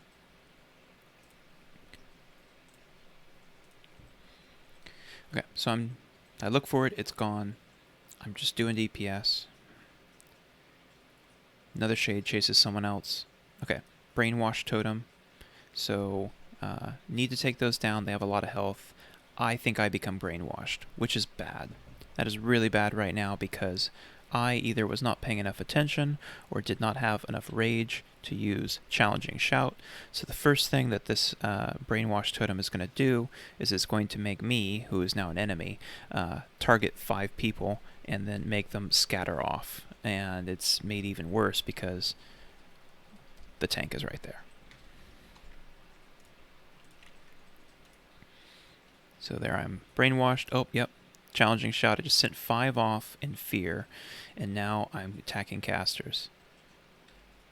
I think the mind control me does better PvP than the real me. Okay, boss just ran off. I think it's because Alyssa got polymorphed, but he snaps back. Okay, I get Delusions of Jin'do, so now I get to survey the field. I have the curse. You can see it over here in the corner. I have the curse. DBM gives me this big message, and I can see all of these different shades, and I realize we're in trouble. We got a lot of shades. They don't do a lot of damage, but they do interrupt casters. It just makes the whole fight harder. So I survey the field here. Looks like 5 of them are out right now, and so I'm going to try to do as much damage as I can on slam.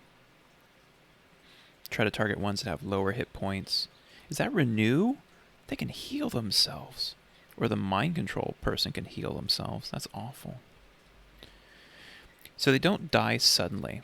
Like, I was expecting that they would go to 0 health and then, like, fall over. But once you've killed them, there's this momentary lag where they have to realize that they're dead, and then they vanish. So it's very unsatisfying. It's hard to tell when you've actually killed them. AoE abilities do not work on them. You have to single target them, so I can't do things like Whirlwind here. My curse runs out. They've disappeared. So I have to go back to doing my normal routine, feeling unsatisfied about how many I was able to kill during that time. I get Delusions of Jin'do a lot in this fight, so I'm just going to try to kill as many as I can.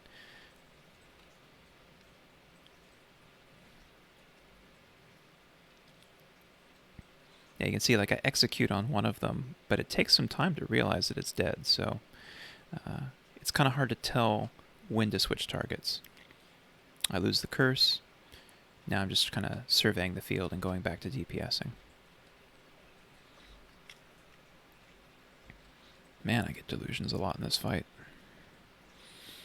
I mean, so I'm abandoning everything. I'm not worried about the tanking situation. I'm not worried about the totems. Getting these ghosts down is super important because they're interrupting people. Like, Selene doesn't know that she's having trouble casting spells because this ghost is on her.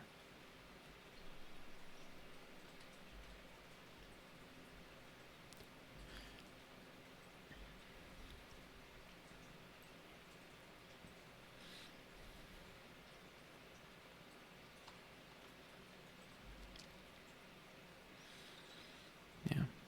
I mean, so I'm looking around a lot. I'm attacking a lot of ghosts. Ghosts are more important than totems.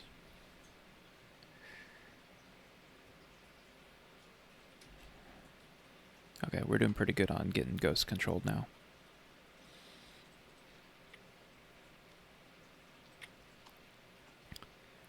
Well, this thing is mind controlled. That's not great. It doesn't look like it's a threat wipe, though. She's able to pick Jin'do right back up.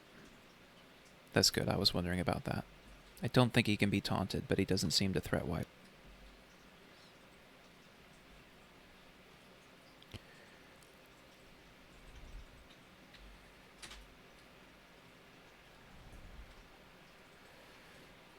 Oh, yeah, that's when I became exalted with the Zandalar tribe right then. Okay. So it looked difficult, but it came out pretty clean. Looks like we lost one person. Last fight. Oh, should I point this out right now? Yeah. Where's a good view of the stairway? Okay, so these, just because I know this is going to be useful to future generations here, here's the stairway. There's this path that runs out like this, and then this is the platform with Hakkar is kind of right here. And so there's like a ladder, I think, right here, and then a platform. You'll see 3 patrols on each side. This is one of the patrols. It has 2 of the... let's do a different color. It has 2 of the big serpents. These are awful. They cast fear. You have humanoids, like blood priests. Those are awful because they heal everything.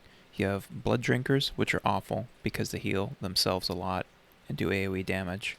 And they have champions. They're awful because they charge people. And then you have regular priests, and they're awful because they cast fear. And you also have a couple of the little things that drop poison clouds in there.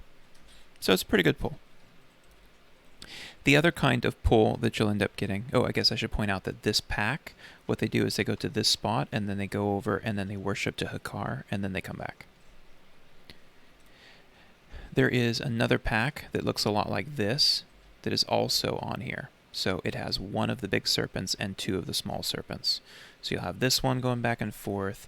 You'll have the one big one plus the 2 small ones. That will be going back and forth. This one goes up and prays. The other one doesn't. And you'll also have one of the little ones that will just pace back and forth, but he respawns. So if you're going to pull this, then you're just going to be focused on the 1+2 pack and this giant pack of awfulness. And there is another matching one on the other side, so it's not visible from this camera angle, but over here, symmetrically, there is another bunch of the 1+2 and also the big pack that are going back and forth in the same fashion. So our approach has been to just pull these by running up to however close you need to be to shoot them, and then this pack, you've aggroed them. If you try to run down the stairs, you will die. They will just daze you and stuff like that. So just get far enough to where you can jump off, and then you have some extra time. And I guess as I'm looking at it, hope that this thing isn't there when you do that.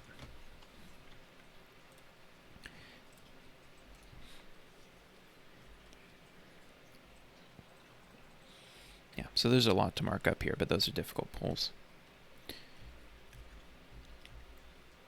Yeah, and they get all over the place. As tanks, you're just trying to do as best you can, and this relies on the coordination that you built through the rest of the fight, or through the rest of the instance.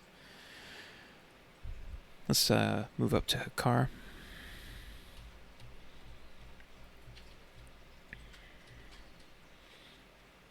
Okay, so the Hakkar fight.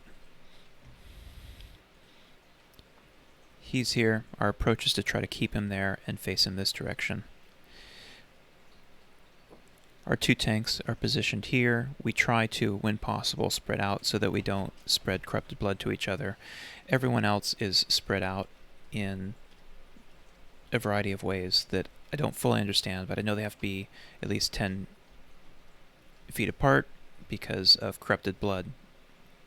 That may not always be possible, but it's helpful at least to try to limit the number of people who are affected by that.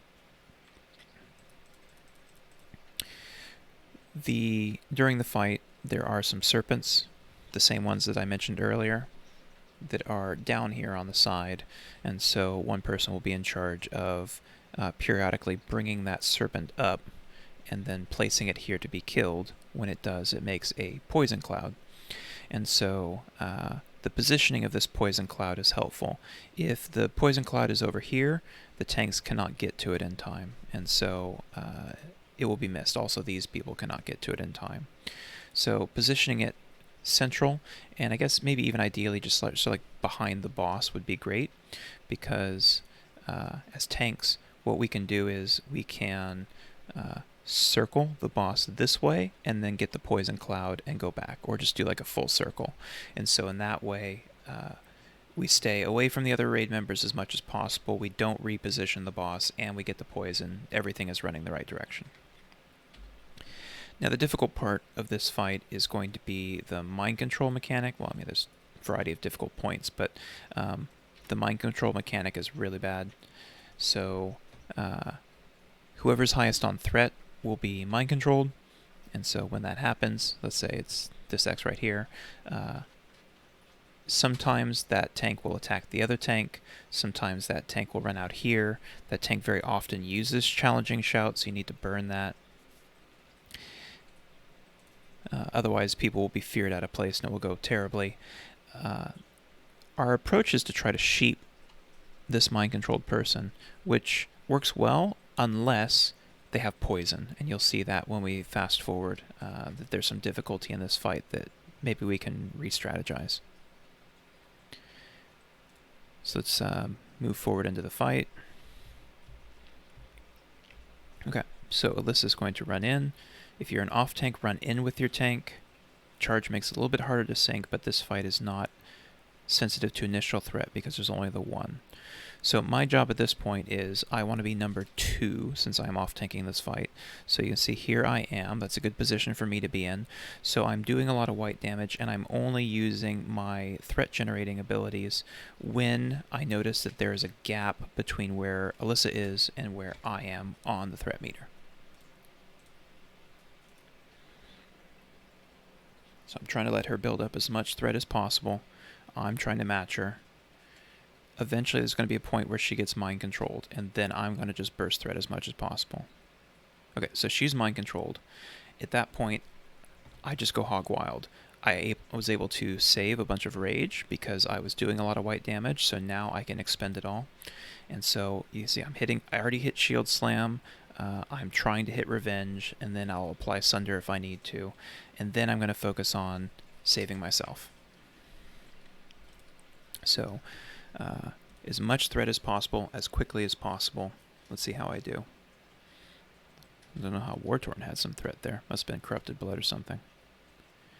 Okay, so I'm doing pretty good. I'm up to like 10k now, 11k. I'm like 6k above everybody else because I pooled all that rage. I mean, I got tons of rage here. How did I get so much rage? I should be dumping it into Heroic Strike.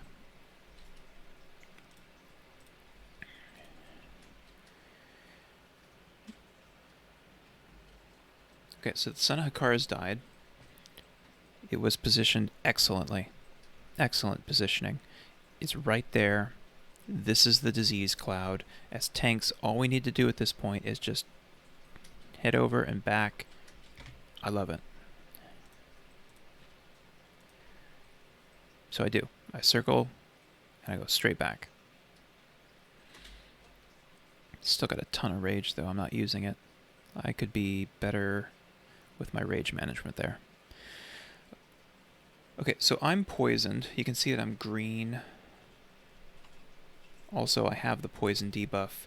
This is a part where we're having some trouble in this fight, because I'm going to get mind controlled. I'm highest on the threat list, and I'm going to go around and cause trouble.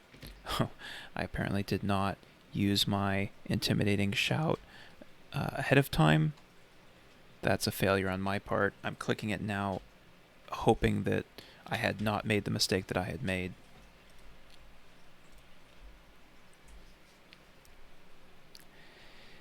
Okay, but anyway, when I recover, then I burn it, so we were lucky that just I didn't fear a bunch of people away.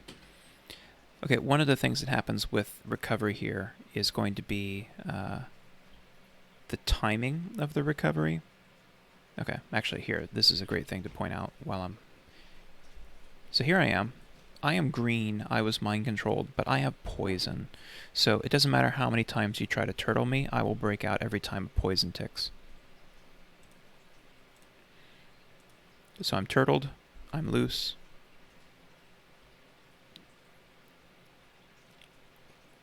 I go back into the boss.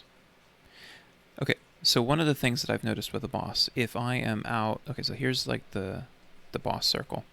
If I have been mind controlled and I am out, but I am still top of the threat list, the boss will not refixate on me. The boss will not turn until I hit it at least once. So if I'm looking at this threat table and I'm still really high on threat, but I want to give Alyssa a chance to get ahead, I want the boss to keep attacking her so that she can generate rage in order to move higher on the threat list, because the goal here, ideally, both of us are high on threat. If I'm not aware of this, I can end up really high on threat and she won't because she is starved. So what we want is something where here's my end cap and here's her end cap. But if I'm doing terribly, then we'll end up with something where I have high threat, which I'll impressionistically put like this, and then she'll be much lower in threat. That's a bad situation to be in. So if we're starting to get there, then what I'll do is when I recover from mind control, I will just chill for a little bit and think about my life. And then when she's able to start building rage and get more threat, then I will move in, because as soon as I touch the boss, it will remember that I'm mad at it. But if I leave it alone, even if I'm highest on the threat list, it will leave me alone. Okay, so we're back in there. I'm hitting my rotation. I'm insane again. I spent a lot of this fight insane. I'm green. Looks like somebody tried to turtle me. It's in vain because I'm poisoned, so I just break out again. Okay, this is exactly the thing that I was just mentioning. I was running on adrenaline. I just recovered from the mind control. I was about to hit the boss. I decide I'm going to chill for a little bit, and I kind of cruise a little bit and then run back into the boss so that Alyssa has a chance. Because I've got plenty of rage here. I am not worried about my ability to be first on the threat list. I tend to be pretty good with threat generation, and I have rage that I can use. She, on the other hand, is going to be insane in 6 seconds.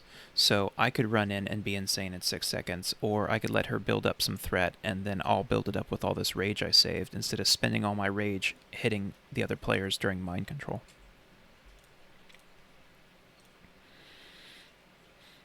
Okay, so I go in. Alyssa's now at the top of the threat list, and so she's going to be mind controlled. She runs off. The mind control makes them run faster too. Okay, so I'm building up threat. That's going to give me a threat lead. I'm going to be insane in 6 seconds. But I gave Alyssa some extra time to expend her rage.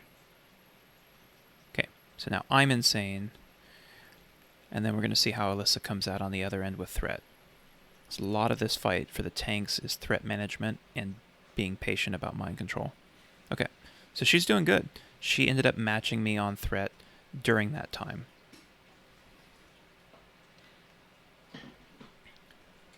Yeah, this is looking really good threat numbers. So that extra time that I bought her was probably helpful because she was able to reach me on threat. Otherwise, it would have been a strict 1-2 where I was the highest on threat the whole fight because I'm starving her of the ability to be attacked by the boss to generate rage.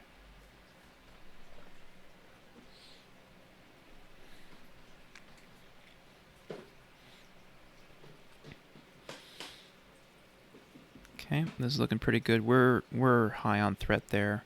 War-Torn is another tank, so him being third is not a big deal. Belladonna can eventually feign death if he needs. I don't know where Catman is, though, because he doesn't have a threat meter installed.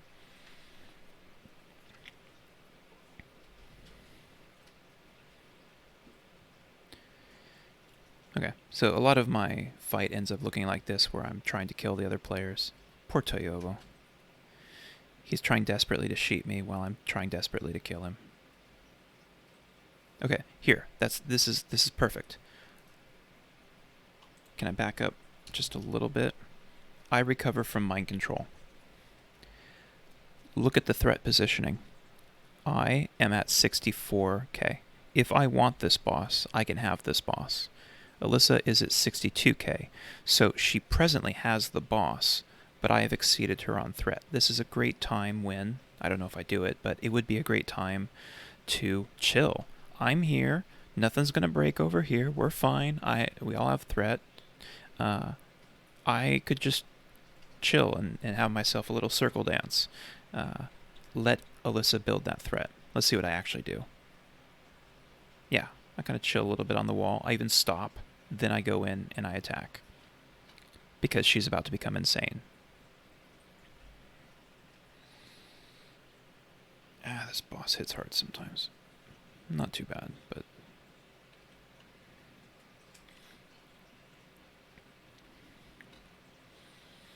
yeah, this is looking really good. Insane again. I'm poisoned, so the attempts to sheep me are in vain. A couple times sheeped. I keep breaking out, though, because of the poison.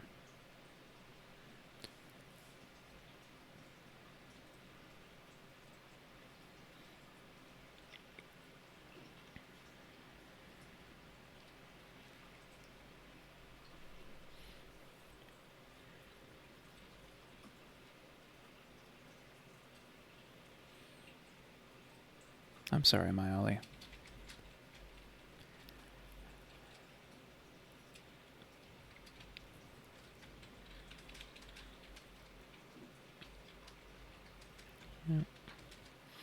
Yeah, the insanity tends to work best when it alternates between the tanks, because when you're insane, you're not generating threat.